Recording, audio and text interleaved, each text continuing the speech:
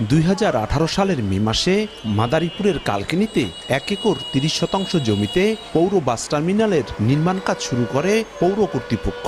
পরের বছরের ডিসেম্বরে কাজ সমাপ্ত দেখিয়ে 2,55 লাখ টাকা চূড়ান্ত বিল তুলে নেয় মিজান এন্টারপ্রাইজ নামের ঠিকাদারি প্রতিষ্ঠান। কিন্তু কর্তৃপক্ষের উদাসীনতায় নবনির্মিত বাস টার্মিনালটি চালু না হওয়ায় মাদকসেবী ও বখাটেদের আখড়ায় পরিণত হয়েছে।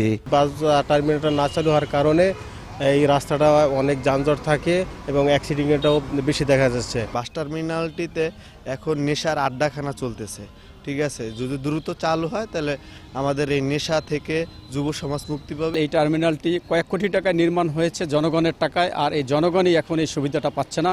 তাই এই জনগণ চাচ্ছে যে অতি দ্রুত এই টার্মিনালটি চালু হোক। ঢাকা বরিশাল মহাসড়কের বড় একটি অংশ দখল করে রেখেছে 3 চাকার যান। পৌর বাস টার্মিনাল চালু না হওয়ায় মহাসড়কে যাত্রী ওঠানামা করায় বাড়ছে ঝুঁকি। এই টার্মিনালটা চালু হইতো তো আমাদের গাড়ি রাস্তার উপর পার্কিং করা লাগতো না। রাস্তার পাশে গাড়ি রাখলে যানজট হয়ে যায় বা অটো রাখে, আমাদের বিশাল সমস্যা দাঁড়ায়। পদ্মা সেতু চালুর পর ঢাকা বরিশাল মহাসড়কে যানবাহনের চাপ বেড়েছে কয়েক গুণ। যাত্রীদের সুবিধার্থে ভুরঘাটায় পৌর বাস টার্মিনাল নির্মাণ করা হলেও 5 বছরে হয়নি উদ্বোধন। ফলে কোনো সুবিধাই পাচ্ছেন না যাত্রী চালক ও এলাকাবাসী।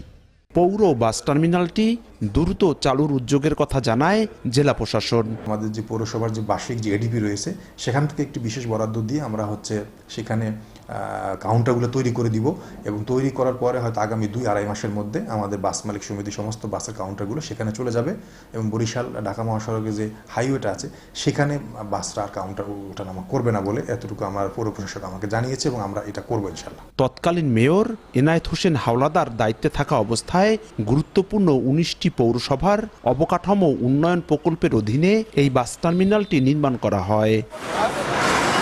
সঞ্জয় কর্মকার, অভিজিৎ, সময় সংবাদ, মাদারীপুর।